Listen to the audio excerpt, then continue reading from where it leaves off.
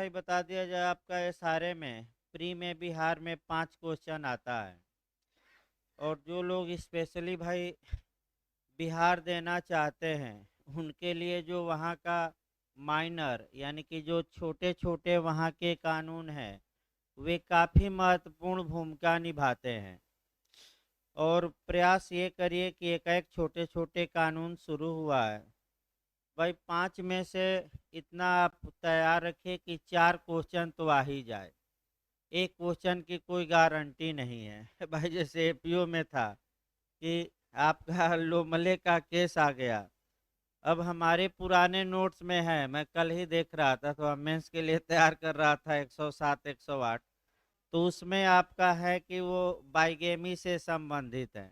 अब नोट्स आपको दिया गया है उसमें है कि नहीं अभी खोज नहीं पाया, लेकिन हमारा जो पुराना नोट था उसको खोजा जा रहा था कल, उसमें लोमले का केस मैं लिखा हूँ। तो उसी प्रकार 1% की भाई कोई गारंटी नहीं है, मैं बता दूं आपका। देखिए सारे में फिर एक बार आपका विनिर्दिष्ट अनुतोष अधिनियम, बैठिए हो, विनिर्दिष्ट अनुतोष अधिनियम, फिर 2 4 मिनट आपका जो पढ़ाया गया है उसको देखिए तब आगे बढ़ा जाए। इसमें स्पेसिफिक रिलीफ एक्ट में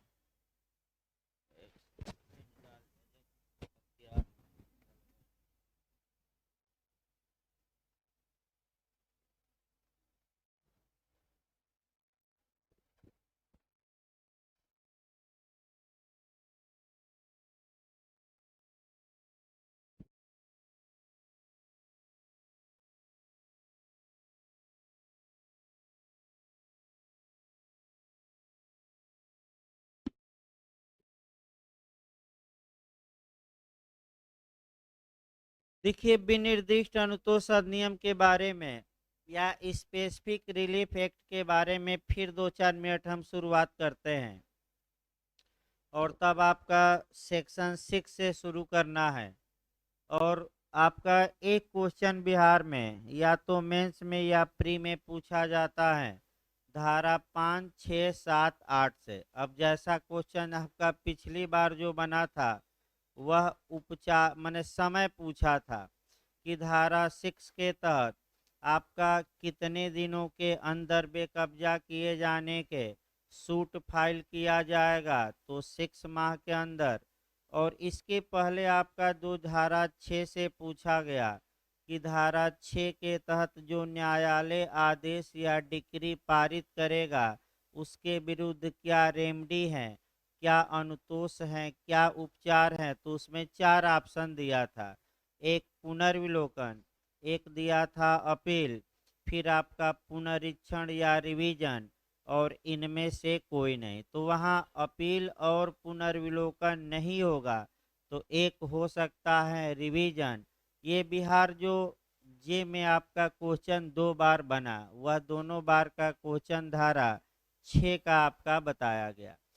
लेकिन आपका जरूरी नहीं है कि क्वेश्चन रिपीट करे। आपका यूपी एपीओ में तो ज़्यादातर क्वेश्चन रिपीट वाले ही आए थे। आपका पुलिस एक्ट में भी हमें लगता है कि 90% क्वेश्चन रिपीट किया था। और जो लास्ट में 2 3 टेस्ट हुए थे उसमें भी रिपीट वाले ही क्वेश्चन दिए गए थे। फिर एक बार देखिए एसआरए यानी कि विनिर्दिष्ट अनुतोष अधिनियम आपका 1963 का मुख्य उद्देश्य आपका इंटरव्यू में पूछा जाता है, पर्पज पूछा जाता है कि इसका उद्देश्य क्या है या आधार क्या है। तो बस जर्मी बेंथम का कोटेशन याद रखिए कि जो वस्तु मेरी है वह मुझे दे दी जाए, अन्य कोई समान या इक्वल वस्तु लेने के लिए मुझे बाध्य न किया जाए, यद्यपि अन्य वस्तु लेने में मुझे कोई आपत्ति नहीं है। अर्थात जिस चीज के लिए संविदा हुई थी वही चीज दूसरे पक्षकार को दिलवाया जाए, यही विनिर्दिष्ट अनुतोष अधिनियम का मेन एम है। और इसी को कहा जाता है स्पेसिफिक परफॉर्मेंस ऑफ कॉन्ट्रैक्ट या संविदा का विशिष्ट पालन। इसका आधार पूछे तो उत्पत्ति आपका कहाँ से हुई, तो इक्विटी कोर्ट ने किया। ये किसका पूरक या किसका पार्ट या किसका अंग या भाग है, या किसकी कमियों की पूर्ति के लिए बनाया गया, ये भी क्वेश्चन आ सकता है। तो भारतीय संविदा अधिनियम 1872। इसके बाद इसमें 3 भाग हैं। इसके बाद कुल अध्याय 8 हैं। कुल धाराएं वर्तमान में 42 हैं, ये भी याद रखना है। 2018 में मुख्य संशोधन हुआ है, वो भी पूछ सकता है, बताएंगे हम जैसे ही सेक्शन आएगा। 2018 में मुख्य संशोधन हुआ है। किस तारीख को ये लागू हुआ? तो 1 मार्च 1964 को। और इसका विस्तार भी पूछ सकता है। तो इस समय संपूर्ण भारत में ये कानून लागू है। इसके बाद धारा 1 हम बता चुके हैं, संक्षिप्त नाम और विस्तार। इसके बाद सेक्शन 2 में कुछ डिफिनीशन दी गई है। अब 5 परिभाषाएं हैं, कम से कम 5 तो याद रखिए, अगर चाहते हैं कि जो एक क्वेश्चन बाहर जा रहा है वो भी न जाए, तो इसका उपाय है कि और मेहनत करिए, और वो भी एक क्वेश्चन। तो फिर मैं परिभाषा आपका दोहरवा रहा हूँ। 2A में ऑब्लिगेशन या आभार है। आभार का मतलब ये हुआ कि जो ऐसा कर्तव्य जो विधि द्वारा प्रवर्तनीय है, यानी कि किसी व्यक्ति पर ऐसी ड्यूटी है जिसे ला द्वारा इन्फोर्स कराया जा सके, उसी को आपका कह सकते हैं कि ऑब्लिगेशन कहेंगे। 2B में आपका सेटलमेंट या व्यवस्थापन परिभाषित है। 2C में आपका न्यास या ट्रस्ट परिभाषित है। 2D में न्यासी या ट्रस्टी। और 2E बताता है कि अगर कोई पद या शब्द इस कानून में परिभाषित नहीं है, संविदा अधिनियम में परिभाषित है, तो वहाँ से क्या किया जाएगा, उसका अर्थ निकाला जाएगा। इसके बाद सेक्शन 3 भी महत्वपूर्ण है। सेक्शन 3 सेविंग क्लाज है। 2 बचत करता है। पहला बचत ये करता है कि अगर संविदा भंग के मामले में विनिर्दिष्ट अनुतोष के अलावा पक्षकार को अन्य रेमडी उपलब्ध है, तो ये सारे उस अन्य रेमडी पर कोई विपरीत प्रभाव नहीं डालेगा। तो संविदा के विशिष्ट पालन के अलावा मैं बार बार बता रहा हूँ कि कौन कौन से अनुतोष आपका और हैं। कंपसेशन है, इंजेक्शन है, क्वांटम मेरियट है। तो क्या इन अनुतोषों की मांग कर सकते हैं कि नहीं कर सकते हैं? क्या यह कानून इन अनुतोषों पर रोक लगाता है? नहीं। तो कौन सी धारा कहती है कि इन अनुतोषों पर ये सारे रोक नहीं लगाता? तो सेक्शन 3। सेक्शन 4 से भी क्वेश्चन बना है कि ये सारे एक सिविल लॉ है कि क्रिमिनल लॉ है? तो एक सिविल लॉ है, क्रिमिनल लॉ नहीं है। तो ये सारे के तहत या स्पेसिफिक रिलीफ एक्ट 1963 का प्रयोग किसके लिए किया जाएगा? व्यक्तिगत सिविल अधिकारों को प्रवर्तित कराने के लिए, कि क्रिमिनल अधिकारों को, कि दोनों को? तो दोनों ना मारिए, केवल किसके लिए? सिविल राइट जो पर्सनल हैं, यानी कि आपका जो व्यक्तिगत सिविल अधिकार हैं, जो दीवानी अधिकार हैं व्यक्तिगत, उसको लागू कराने के लिए ही इस कानून का सहारा लिया जा सकता है। किसी आपराधिक नियम को लागू कराने के लिए यह कानून काम नहीं करेगा। तो ये कानून का नेचर क्या है, सिविल है कि क्रिमिनल, की दोनों? तो आपका क्या जवाब रहेगा? सिविल। इसके बाद आपका भाग 2 में अध्याय 1 हम चल रहे थे, और अध्याय 1 में कब्जे की पुनः प्राप्ति, यानी कि आधिपत्य या पजेशन की रिकवरी, रिकवरी को लिखा गया है प्रत्युद्धरण। तो कहीं अगर अब ये ना है कि प्रत्युद्धरण, प्रत्युद्धरण मतलब कि कब्जे की पुनः प्राप्ति या कब्जे की रिकवरी। तो कब्जा की रिकवरी, तो कब्जा के बारे में हम तमाम नियम कायदे आधा घंटा तो कोरिलेशन में लग गया था। अभी उसके बावजूद भी 2-3 कोटेशन आपका बचा ही रह गया। लिखवाते समय उसको आपका बता देंगे। पहले 8 तक हो जाए तब 8 तक लिखवाया जाए, उसके बाद आपका और माने पढ़ाया जाएगा लिखवाया जाएगा, लेकिन पहले सेक्शन 8 तक कब्जे की पुनः प्राप्ति हो जाए। इसके बाद आपका जो बताया गया था कि धारा 5 और 6 अचल संपत्ति के कब्जे की पुनः प्राप्ति से संबंधित हैं और धारा 7 तथा 8 चल संपत्ति के कब्जे की पुनः प्राप्ति से संबंधित है। पहले तो सेक्शन याद करके जाइए। 5 और 6 किसके कौन सा कब्जा आप रिकवर करेंगे, अचल की चल की दोनों, तो आपका केवल इमूएबल या अस्थावर या अचल, और सेक्शन अगर दे दे 7 और 8 दे दे तो केवल और केवल कौन सी संपत्ति का कब्जा, चल। इसके बाद जो बिहार आयोग ने बनाया है, एक विनिर्दिष्ट दे दे, यानी कि आपका अगर ये दे दे कि विनिर्दिष्ट या स्पेसिफिक, स्पेसिफिक फिर मैं एक बार बता रहा हूँ।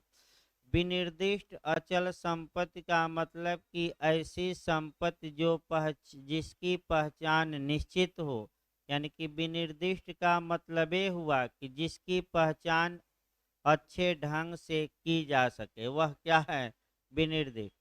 तो अभियुक्त भी ऐसे होता है कि अगर कोई अपराध किया है, आप पहले से पहचानते हैं तो विनिर्दिष्ट हो गया, और नहीं पहचानते तो अज्ञात में दर्ज कराया जाता है मामला कि किसी व्यक्ति ने ये अपराध किया है। अब अन्वेषण के दौरान उस व्यक्ति का क्या आता है, नाम। तो विनिर्दिष्ट मतलब कि संपत्ति पहचान योग्य हो। तो अगर विनिर्दिष्ट दे और विनिर्दिष्ट अचल संपत्ति के कब्जे की पुनः प्राप्ति दे तो धारा 5 मारिएगा, और विनिर्दिष्ट दे दे लेकिन एक शब्द चेंज कर दे, मूवेबल प्रॉपर्टी या चल संपत्ति दे दे तो सेक्शन 7 मारना है। लेकिन ये कब, जबकि आगे शब्द क्या लिखा रहे, स्पेसिफिक। अब आइए धारा 5 शुरू किया गया था, धारा 5 पूरी तरह बता दी गई थी, धारा 6 ही आपको बतानी है, लेकिन फिर एक बार हम दोहरा रहे हैं। धारा 5 विनिर्दिष्ट अचल संपत्ति के कब्जे का प्रत्युद्धरण, प्रत्युद्धरण माने रिकवरी, रिकवरी माने पुनः प्राप्ति। तो अगर कोई व्यक्ति विनिर्दिष्ट अचल संपत्ति के कब्जे की पुनः प्राप्ति का दावा करता है तो सेक्शन 5 बस इतना बताता है कि वह सीपीसी 1908 में दी गई प्रक्रिया के अनुसार दावा कर सकता है। अर्थात धारा 5 आपका को जानने के लिए सीपीसी में जाना पड़ेगा, और सीपीसी में 2-3 नियम हम बताए थे कि अचल संपत्ति की पुनः प्राप्ति के लिए मुकदमा किस स्थान के न्यायालय में दायर किया जाएगा, ये बताएगी धारा 16। इसके बाद डिक्री पारित की गई है तो आदेश 20 का नियम 12 बताए थे, और ऐसी डिक्री का निष्पादन कैसे होगा, अचल संपत्ति को कैसे दिलवाया जाएगा कब्जा, इसके लिए आदेश 21 का नियम 35 और 36 हम हल्का हल्का बताए थे। इसके बाद आपका यह जो धारा 5 है, एक निरंतर वाद दायर किया जाता है। इसके लिए यह हक या टाइटल या स्वामित्व या स्वत्व पर आधारित है, यानी कि आप मुकदमा करते हैं कि हमें कब्जा दिलवाया जाए, लेकिन किस आधार पर, कब्जाधारी के आधार पर नहीं, बल्कि किस आधार पर कि हम इसके मालिक हैं, हम इसके क्या हैं, स्वामी। तो ऐसी दशा में जो मुकदमा होगा कितने वर्षों के अंदर किया जाएगा, तो द इंडियन लिमिटेशन एक्ट 1963 बताता है, भारतीय परिसीमा अधिनियम 1963 में अनुसूची दी गई है और मुकदमा दायर करने का समय सीमा दिया गया है। तो कितने माह के अंदर मुकदमा दायर होगा? 12 साल के अंदर। महीना नहीं, साल भाई। कितने साल? अब 12 साल कब से गिना जाएगा? जिस दिन व्यक्ति को बेकब्जा किया गया था उस दिन से अगले कितने वर्ष के अंदर आप मुकदमा कर दीजिए? 12। अगर 12 वर्ष बीत गया और आपने मुकदमा नहीं किया, दूसरा व्यक्ति कब्जाधारी रहा है, तो एविडेंस की धारा 110 और सुखाधिकार अधिनियम में भी मामला जाएगा। तमाम कानून हैं कि जो कब्जा रखा है अब उसी को क्या मान लिया जाएगा? ओनर। क्योंकि कब्जा स्वामित्व का प्राइमा फेसाई क्या होता है? एविडेंस। ये भी सतर्क रहना है। 12 साल के अंदर आपको कोर्ट का दरवाजा हर हाल में खटखटा देना है। अब आइए धारा 6 देखा जाए।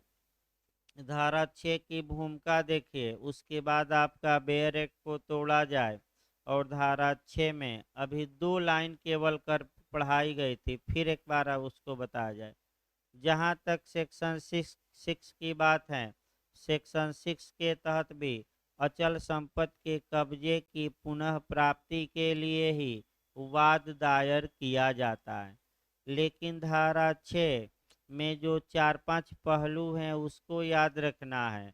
धारा 6 के तहत जो मुकदमा कब्जे की पुनः प्राप्ति या रिकवरी के लिए दायर किया जाता है वह इस आधार पर दायर किया जाता है कि मैं कब्जे का हकदार हूँ, अतः इस संपत्ति का कब्जा, अचल संपत्ति का कब्जा, पजेशन या आधिपत्य मुझे पुनः दिया जाए। इस आधार पर दायर किया जाता है, स्वत्व या हक या स्वामी के आधार पर नहीं। यानी कि किस आधार पर? कब्जाधारी होने के आधार पर। सबसे उत्तम उदाहरण आपका किराएदार का है कि मकान मालिक हैं, किराएदार हैं। मकान मालिक चाहता है कि किराएदार को हम कमरे से बाहर कर दें, तो अगर अवैध तरीके से किराएदार को बाहर करता है तो किराएदार स्वामी तो है नहीं, लेकिन कब्जा रखता था और गलत तरीके से उसे कब्जे से क्या किया गया है? बाहर। तो वह कब्जाधारी होने के नाते मकान मालिक के विरुद्ध मुकदमा करके और पुनः कब्जे की मांग कर सकता है कि हमें री एंट्री कराया जाए, उस मकान को हमें कब्जा दिलवाया जाए, लेकिन स्वामित्व के आधार पर नहीं। क्योंकि स्वामी कौन है? मालिक। तो कब्जे के आधार पर कब्जा पाना चाहते हैं तो धारा 6, और स्वामित्व के आधार पर तो धारा 5। कब्जे के आधार पर अगर आप कब्जा पाना चाहते हैं तो यहाँ 2 परिसीमा भी हैं। पहली परिसीमा ये है कि जब भी आप वाद दायर करेंगे तो बेकब्जा किए जाने के अगले 6 माह के अंदर ही कर पाएंगे। और दूसरा, सरकार के विरुद्ध इस धारा के तहत आप कोई मुकदमा नहीं कर सकते। यानी कि गवर्नमेंट ने, अगर आप कब्जाधारी थे, गवर्नमेंट ने कब्जे से आपको बाहर कर दिया, तो ये धारा अप्लाई होगी कि नहीं? नहीं होगी। लेकिन धारा 5 होगी, क्योंकि धारा 5 किस आधार पर मांगा जा रहा है? स्वत्व के। अगला नियम, अगर धारा 6 में जो प्रक्रिया अपनाई जाती है वह समरी प्रोसीजर होता है, संक्षिप्त प्रक्रिया होती है, यानी कि जल्दी से जल्दी मामले को क्या किया जाता है? निपटाया जाता है। धारा 6 के तहत न्यायालय जो आदेश या डिक्री पारित करेगा उसकी अपील पर रोक लगा दी गई है, पुनर्विलोकन पर रोक लगा दी गई है। तो एक काम हो सकता है कि आप पुनरीक्षण करा सकते हैं, रिवीजन करा सकते हैं। क्योंकि सिविल मामला है तो रिवीजन का प्रावधान किस आपका धारा में सीपीसी का है, वो भी सतर्क रहना है आपको। यानी कि सीपीसी की धारा, सीपीसी में भी आपको सतर्क रहना है। अगला नियम, अगर व्यक्ति कब्जे के आधार पर मुकदमा किया और उसका मुकदमा खारिज हो गया, तो क्या वह स्वत्व के आधार पर, हक के आधार पर, यानी कि स्वामित्व के आधार पर पुनः मुकदमा दायर कर सकता है कि नहीं? कर सकता है। यानी कि यह धारा, यानी कि धारा 6 स्वामित्व के आधार पर मुकदमा दायर करने से रोक सकेगी कि नहीं? नहीं रोकेगी। यानी कि इसका मतलब ये हुआ कि धारा 6 के तहत वह कहा कि हम कब्जा किराएदार थे, हमें मने कब्जा दिया जाए, उसका वाद खारिज हो गया, तो धारा 5 के तहत वह पुनः मुकदमा कर सकता है और कह सकता है कि हम स्वामी हैं, अतः स्वामित्व के आधार पर हमारा ये क्या किया जाए? कब्जा दिलवा जाए, क्योंकि मैं इस मकान का किराएदार नहीं हूँ, बल्कि क्या हूँ? स्वामी। तो अब स्वामित्व भाई सिद्ध करे तभी तो दिलवाया जाएगा, ऐसे तो दिलवाया नहीं जाएगा। तो धारा 6 में मुख्य रूप से यही बातें समाहित हैं। आइए बेयर एक्ट देखिए, निकाल लीजिए और उसी बेयर एक्ट को आपको अच्छे से समझाना है। एक एक शब्दों पर ध्यान दीजिएगा भाई। आपका देखिए 4 खंड है इसमें, एक एक शब्दों पर फिर ध्यान दीजिए। अचल संपत्ति से बेकब्जा किए गए व्यक्ति द्वारा वाद। तो पहला क्वेश्चन तो हेडिंग से ही आजकल पूछा जा रहा है। अगर एक बार आवाज चेक करिए तो।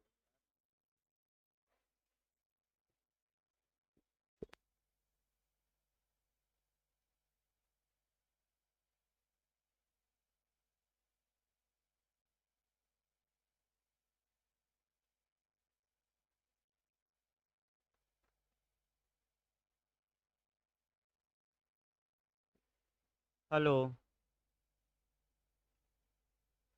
देखिए धारा 6 में आपका शब्दशः पढ़ना है। एक क्वेश्चन आपका किसी भी एंगल से बनने का पूरा चांस रहता है। देखिए कह करके, यदि कोई व्यक्ति अपनी सम्मति के बिना, यानी कि अपनी सम्मति के बिना अचल संपत्ति से विधि के सम्यक अनुक्रम से अन्यथा बेकब्जा कर दिया जाए। तो पहले इतने शब्दों को समझिए। पहला नियम ये आया कि कोई इमूवेबल प्रॉपर्टी होनी चाहिए, यानी कि आपका कोई अचल संपत्ति होनी चाहिए। अचल संपत्ति को कल भी बताया गया कि ये सारे अचल संपत्ति को परिभाषित नहीं करता। अब धारा 2E बताती है आपका कि अगर कोई परिभाषा इस कानून में नहीं दी गई है, लेकिन आपका कह सकते हैं कि कॉन्ट्रैक्ट में दी गई है, तो वह परिभाषा अप्लाई होगी।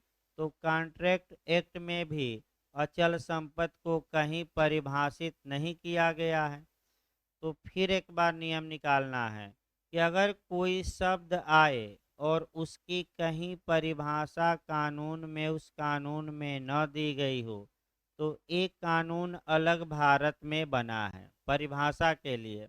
वह बना है जनरल क्लॉज एक्ट 1897, साधारण खंड अधिनियम 1897। जैसे कि आपका बिहार में एक उदाहरण दिया जाए, अपकृत में क्वेश्चन बनता है। क्योंकि अपकृत संहिताबद्ध नहीं है, कोडिफाई नहीं है, अर्थात धाराओं में पिरोया नहीं गया है, तो ऐसी दशा में आपका क्वेश्चन ये बनता है कि अपकृत की परिभाषा आपका जनरल क्लॉज एक्ट या लिमिटेशन एक्ट में भी दी गई है। आपका कहाँ दी गई है? तो मैंने सतर्क ये रहना है एक लाइन में कि अगर कोई शब्द किसी कानून में परिभाषित नहीं है और जनरल क्लॉज एक्ट में परिभाषित है, तो अगर वह शब्द वहाँ आता है तो उसका अर्थ कहाँ से निकाला जाएगा? जो जनरल क्लॉज एक्ट में दिया गया है। लेकिन ये कब? जबकि उस कानून में वह शब्द स्पेशली परिभाषित न हो। अगला देखिए, अचल संपत्ति, यानी कि संपत्ति अचल संपत्ति होनी चाहिए। दूसरा, ऐसी अचल संपत्ति पर किसी व्यक्ति का आधिपत्य या पजेशन होना चाहिए, यानी कि कोई व्यक्ति आपका ऐसी संपत्ति पर कब्जा पहले से रखता हो।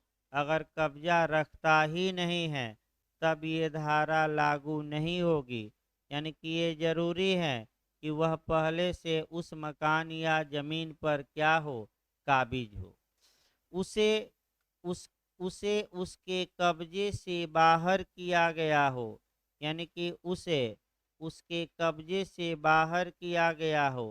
तो जो शब्द दिया गया है वह दिया गया है कि विधि के सम्यक अनुक्रम से अन्यथा बेकब्जा किया गया हो।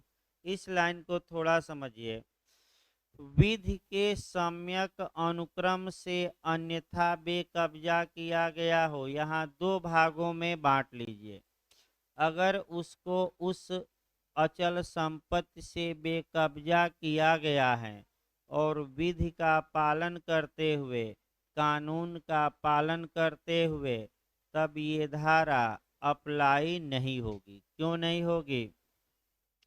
क्योंकि स्पष्ट ये बताया गया है बैरेक्ट में कि अगर कानून के अनुसार किसी व्यक्ति को किसी मकान या जमीन के कब्जे से बेदखल कर दिया गया है, तब चूंकि कानून की प्रक्रिया का पूरी तरह पालन किया गया है, अतः वह पुनः कब्जे की मांग के लिए वाद दायर इस धारा के तहत नहीं कर सकता, क्योंकि कानून की प्रक्रिया, यानी कि हो सकता है न्यायालय ने आदेश दिया हो, न्यायालय ने डिक्री पारित की हो कि तुम अवैध कब्जाधारी हो, छोड़ो, और नहीं छोड़ा तो न्यायालय की डिक्री का पालन कराते हुए जबरदस्ती उसको क्या कर दिया गया, बेकब्जा।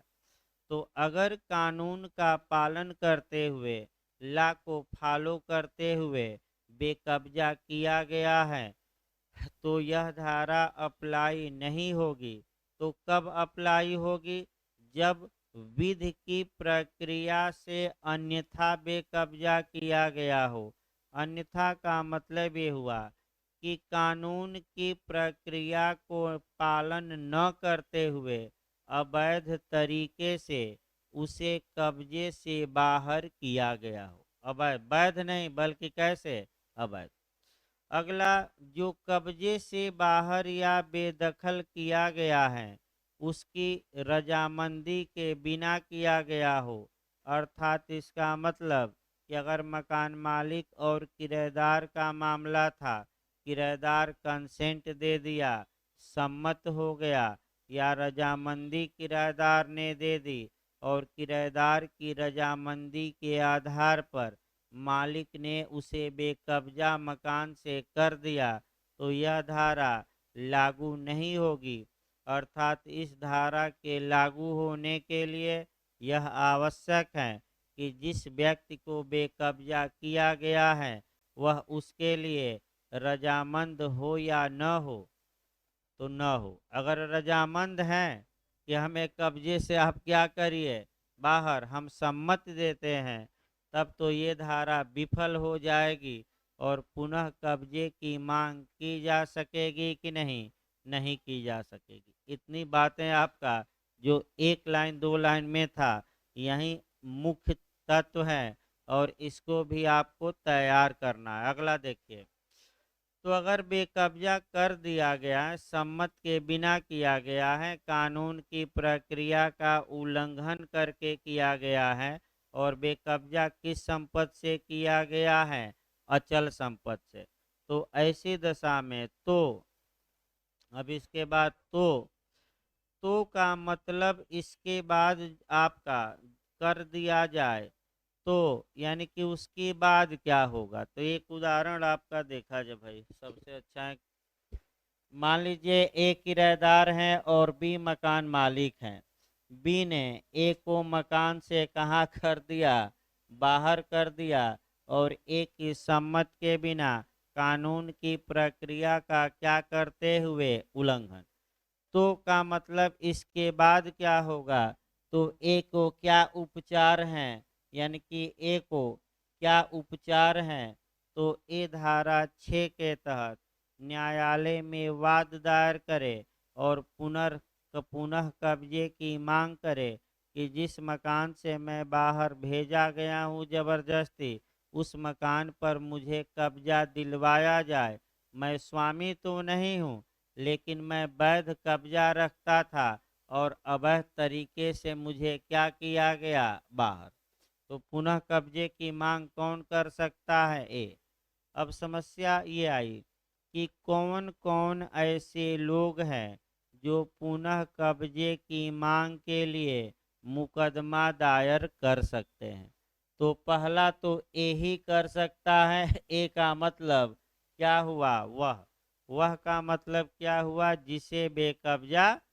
अब बेरक की भाषा देखिए भाई, थोड़ा मैंने उल्ट घुमा कर लिखा गया है, एक बार बेरक देखिए।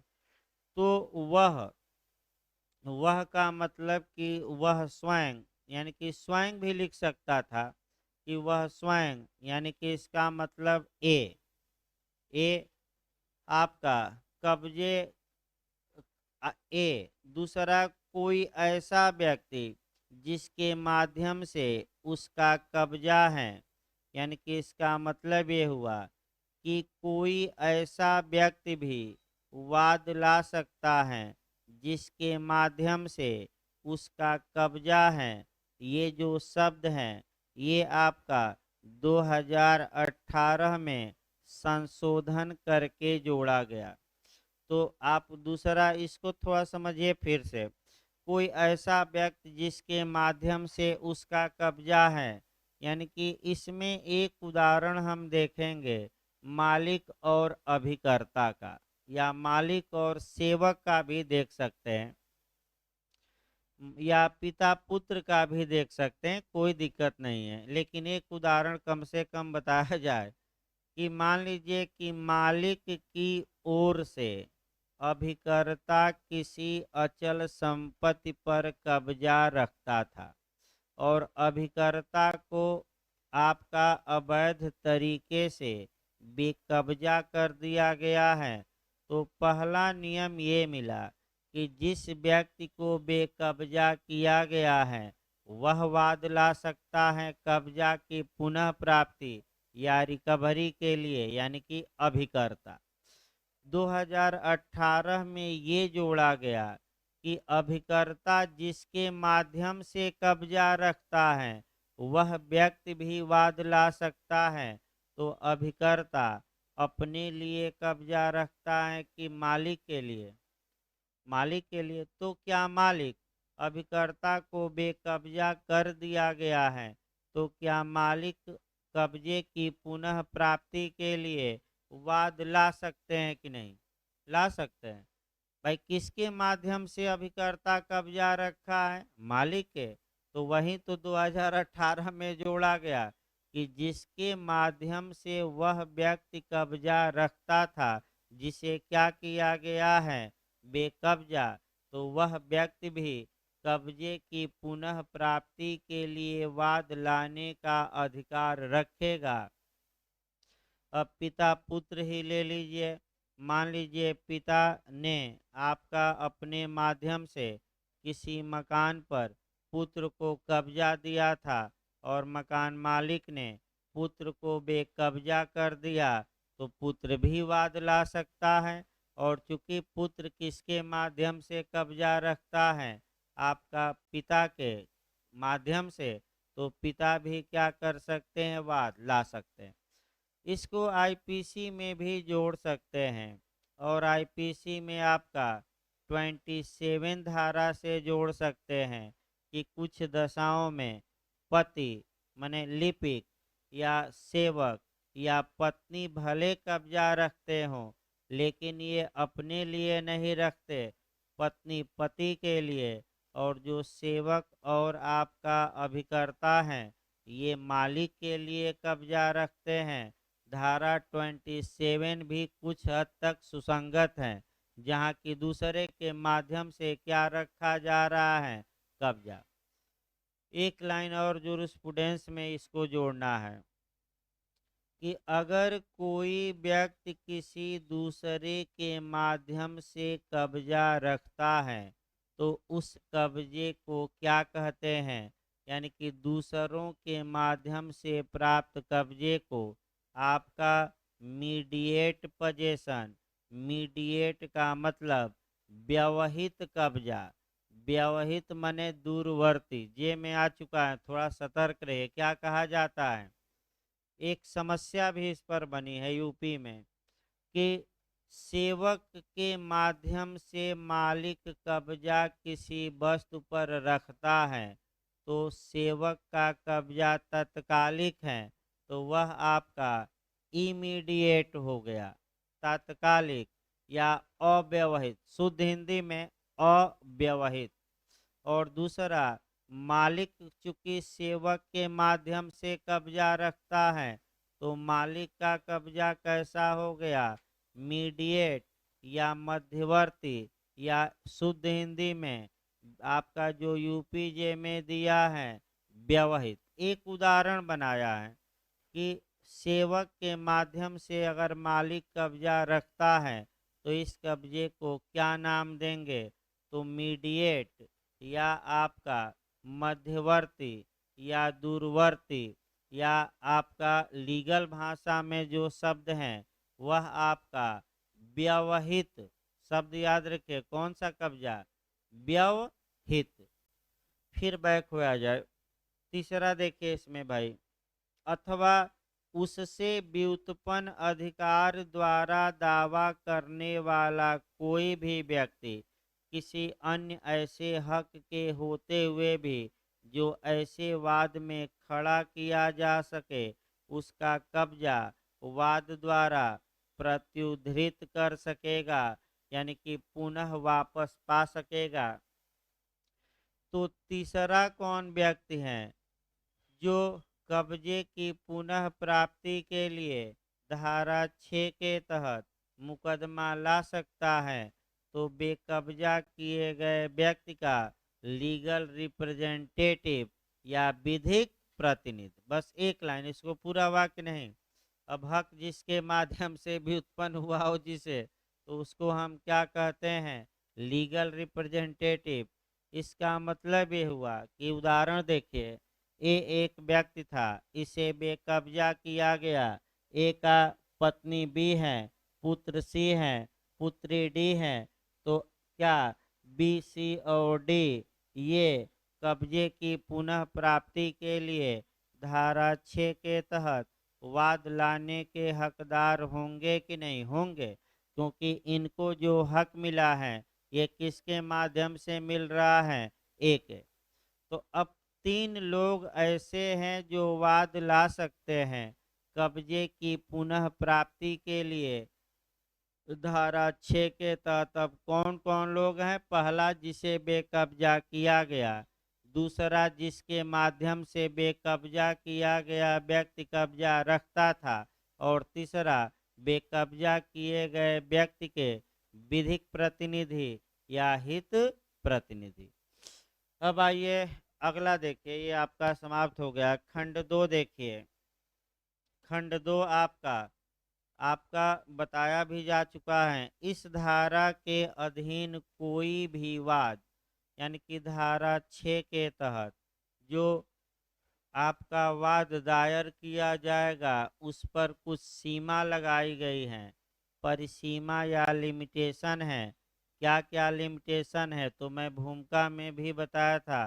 पहला लिमिटेशन ये है कि बेकब्जा किए जाने के कितने महीने के बाद कोई मुकदमा इस धारा के तहत नहीं लाया जाएगा, 6 माह के बाद। दूसरे एंगल से भी पढ़ना है कि धारा 6 के तहत कब्जे की पुनः प्राप्ति है कितने माह बेकब्जा किए जाने से कितने माह के अंदर मुकदमा लाया जा सकेगा, 6 माह। और कितने महीने बाद मुकदमा नहीं लाया जा सकता, तो 6 माह के बाद। फिर 6 माह के बाद लिखिएगा। फिर एक बार इसको समझिए, दो एंगल से मैं बता रहा हूँ। जैसे कि आपका कितने महीने बाद मुकदमा नहीं लाया जाएगा, तब तो लिखिएगा 6 माह बाद। कितने माह के अंदर मुकदमा लाया जाएगा, तो 6 माह के अंदर। दोनों एक ही बात है, लेकिन हमने क्या किया, दोनों बातों को भिन्न भिन्न तरीके से क्या किया, बताया। और दूसरा प्रतिबंध है कि अगर सरकार ने ही आपको बेकब्जा कर दिया है, तो धारा 6 के तहत किसके विरुद्ध आप मुकदमा नहीं ला सकते, सरकार के। तो दो प्रतिबंध भी हैं, आपका मुकदमा 6 माह के बाद नहीं लाएंगे, और किसके विरुद्ध नहीं लाएंगे, सरकार के। यही बार बार बिहार आपका ये अटैक कर रहा है, भाई रट डालिएगा इसको।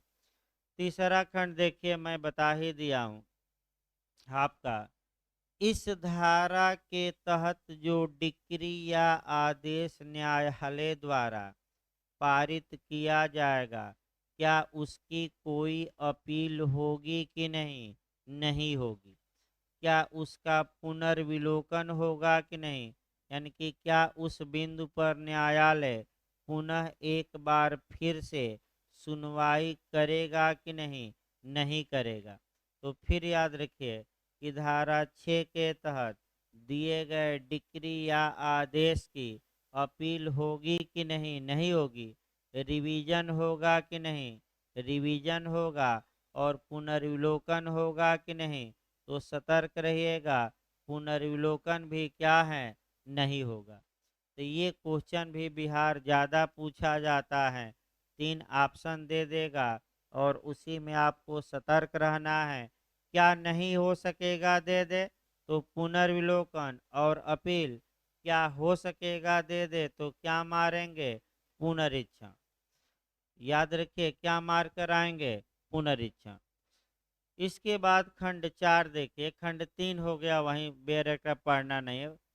खंड 4 बस ये बताता है कि भले ही धारा 6 की रचना की गई हो, लेकिन यह धारा किसी व्यक्ति को स्वत्व या हक या स्वामित्व के आधार पर माने कब्जे की पुनः प्राप्ति के लिए वाद दायर करने से रोकेगी कि नहीं रोकेगी, नहीं रोकेगी।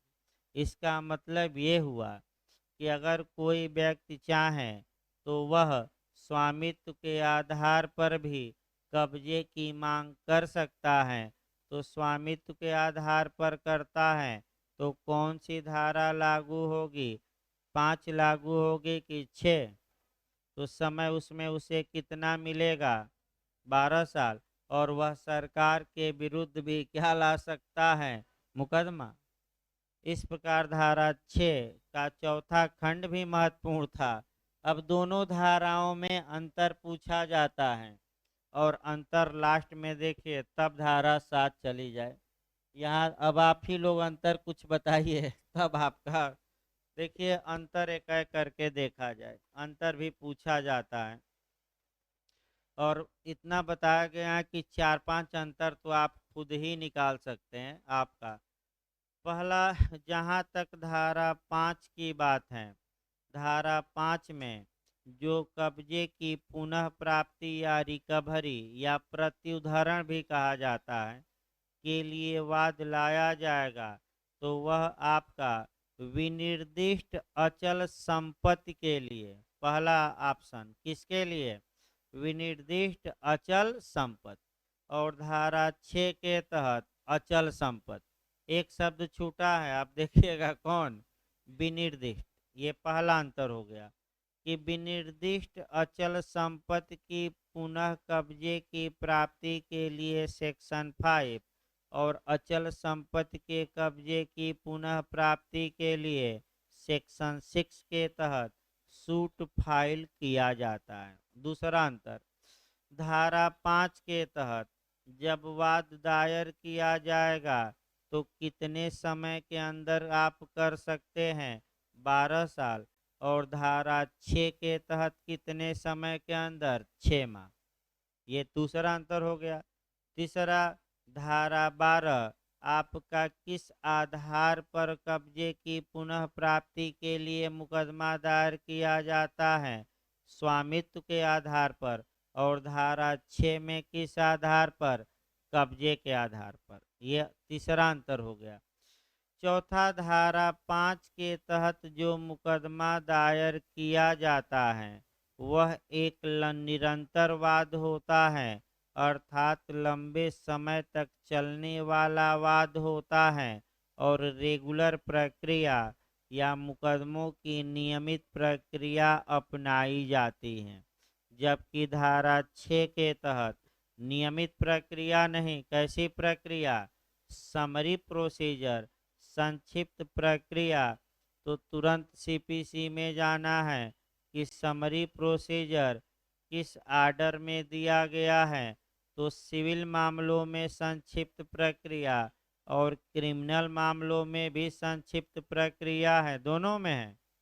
सीआरपीसी के अध्याय 21 में धारा 260 से लेकर 265 तक में संक्षिप्त विचारण की प्रक्रिया, शॉर्टकट में मामला।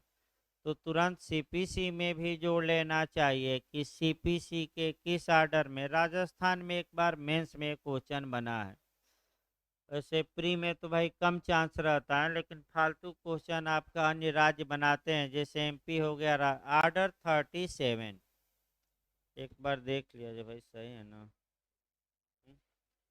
आर्डर भाई 37 में आपका समरी प्रोसीजर या संक्षिप्त प्रक्रिया बताई गई है, इतना याद रहे। अगला अंतर आइए, धारा 5 के तहत सरकार के विरुद्ध भी मुकदमा कर सकते हैं, लेकिन धारा 6 के तहत सरकार के विरुद्ध मुकदमा कर सकते हैं कि नहीं? नहीं कर सकते। अगला क्वेश्चन आ जाइए, धारा 5 के तहत जो आदेश या डिक्री पारित की जाएगी उसका पुनर्विलोकन भी हो सकता है, रिवीजन भी और अपील भी।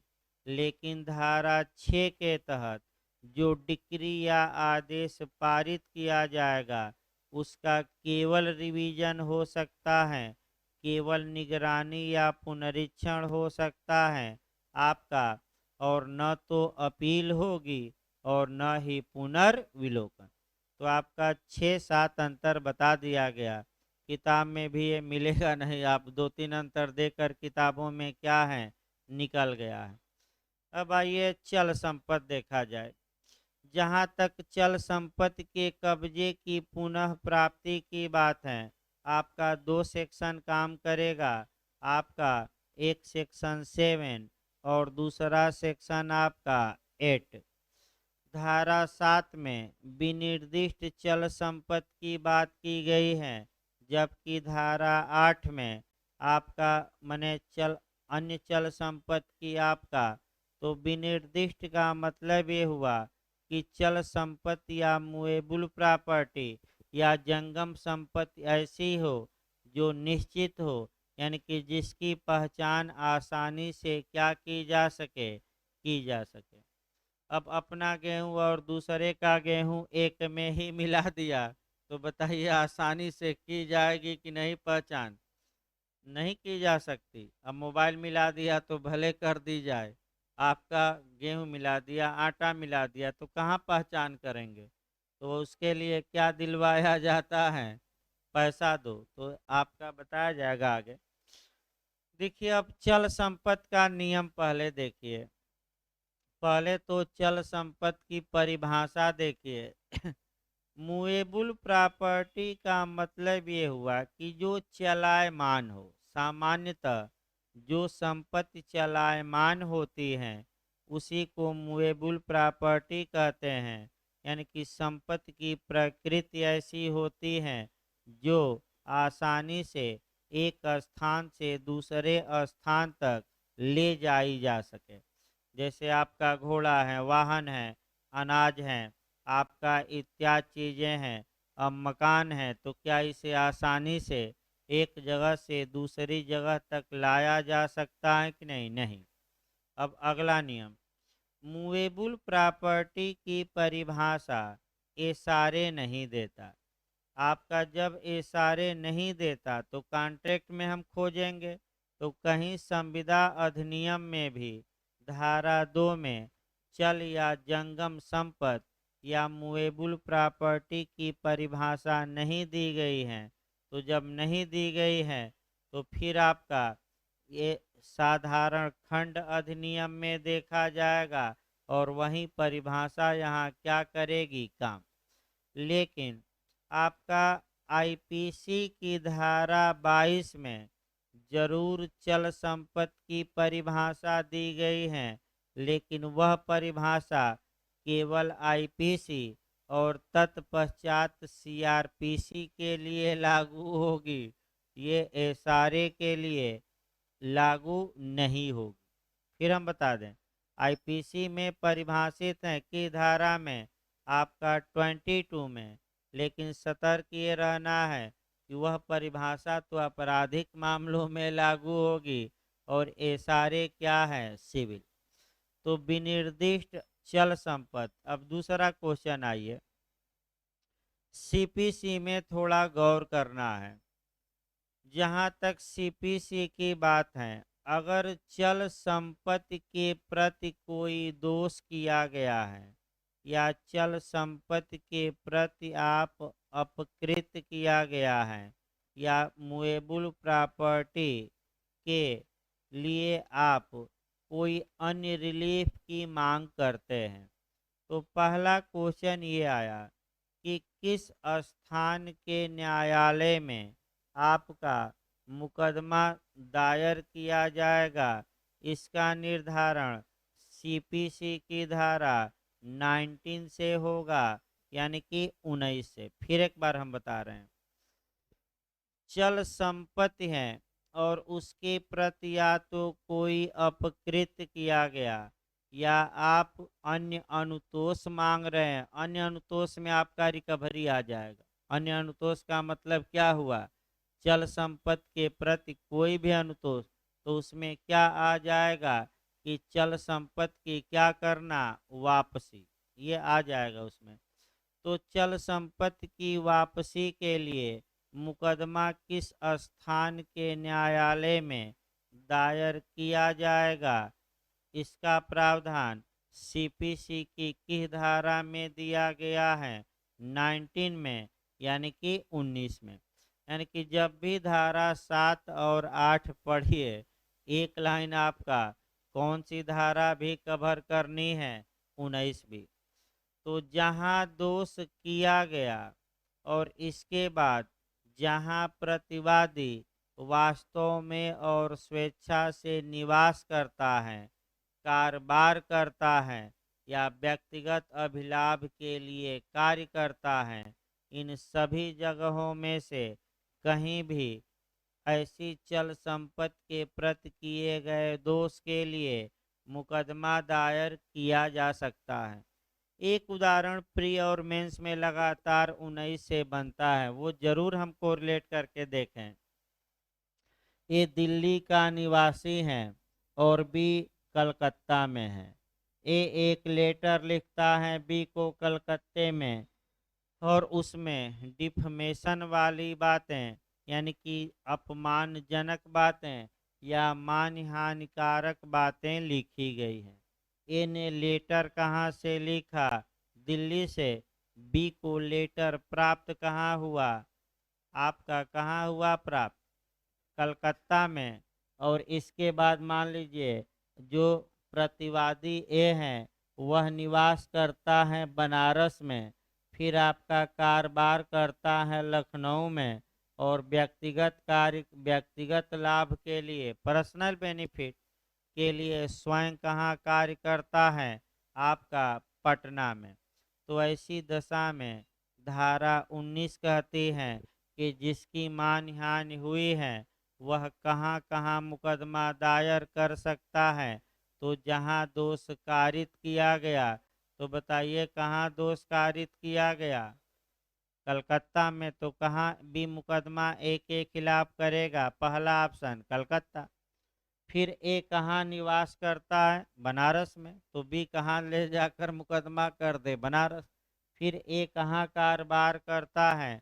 लखनऊ में। तो कहाँ भी मुकदमा का दायर कर सकता है? लखनऊ। और कहाँ व्यक्तिगत अभिलाभ के लिए स्वयं ए कार्य करता है? पटना। तो बी को कितना ऑप्शन मिल गया? 4। एक ऑप्शन छूटा है, वही ऑप्शन भरमा देता है, वही ऑप्शन। ये तो सभी कर ले जाएंगे, इसमें कोई शक नहीं है। ये 99% लोग इसको सही ही करके आएंगे।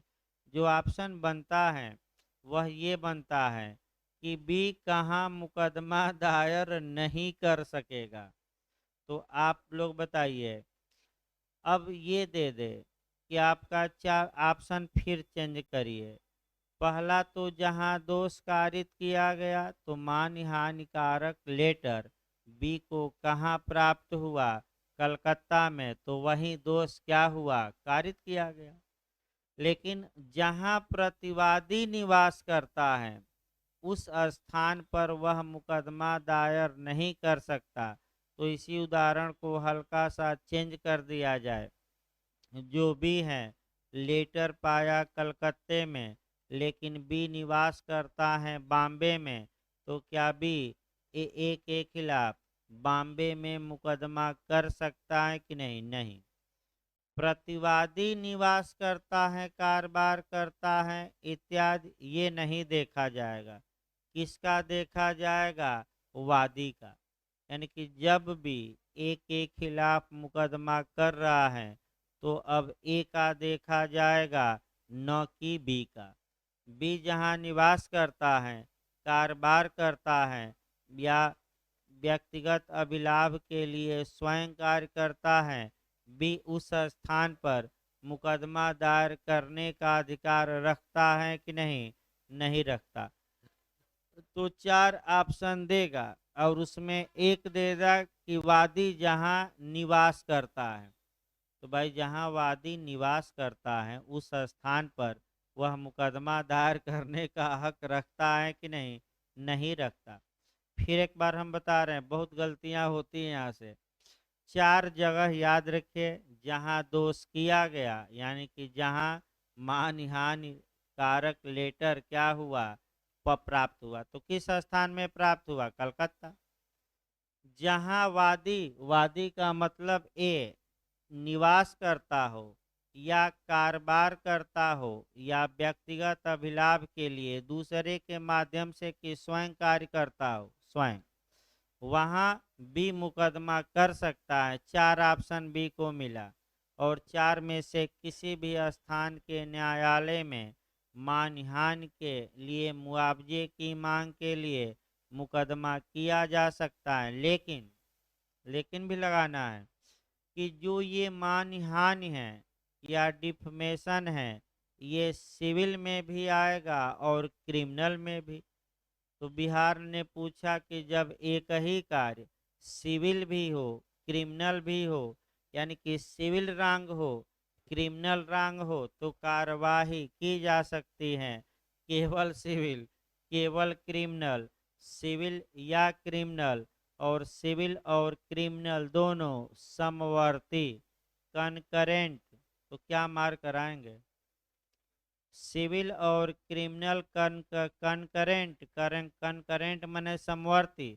इधर सिविल न्यायालय में आप मुआवजे की मांग करिए और उधर क्रिमिनल न्यायालय में आप क्या चलाइए? मुकदमा। दोनों मुकदमे एक साथ चल सकते हैं कि नहीं? चल सकते हैं। ये सामंड ने कहा है भाई, कोटेशन वो टाट में पूछा गया बिहार में। टाट में आपका बिहार में 15 क्वेश्चन प्री में आता है। यानी कि कुछ ऐसे कानून हैं जहाँ की बिहार ज़्यादा क्वेश्चन बनाता है। तो एक एक पहले छोटे छोटे कानून कुछ निपट जाए और तब बड़ी मछलियों पर क्या डाला जाए? हाथ। ताकि छोटी मछलियाँ पहले जाल में क्या रहें? फंसी रहें। जैसे आपका, तो आगे देखिए, वैसे मोदी जी पहले बड़ी मछलियों पर ही हाथ डाल देते हैं और डाल ही रहे हैं। देखिए दिल्ली में, आपका बिहार में भी शुरू हो गया ईडी सीबीआई, बंगाल में चल ही रहा था। अब आपका दिल्ली भी परेशान है और जेल जाने की नौबत आ गई है लोगों की। एक दो मंत्री जेल में भी हैं, जमानत नहीं मिली। हो सकता है कि और लोग कहाँ जाएं, जेल। तो वो अलग बात है। आगे देखिए इसमें अगला नियम आपको जो यहाँ सतर्क होकर समझना है, फिर बैक होया जाए। अगर चल संपत्ति है तो इसके लिए रिकवरी या कब्जे की पुनः प्राप्ति के लिए वाद दायर करने के बारे में आपका जो कानून है वह धारा 7 और धारा 8 में समाहित है। अब आइए आपका सेक्शन 7 देखिए। आपका सेक्शन 7 देखिए भाई, विनिर्दिष्ट जंगम संपत्ति का प्रत्युदाहरण। तो एक तो कोई भी निर्दिष्ट बनाया जाए जंगम संपत्ति, बाइक ही बना लिया जाए वो भी तो सही है। बाइक भाई पहचान योग्य है ही कोई इसमें है नहीं।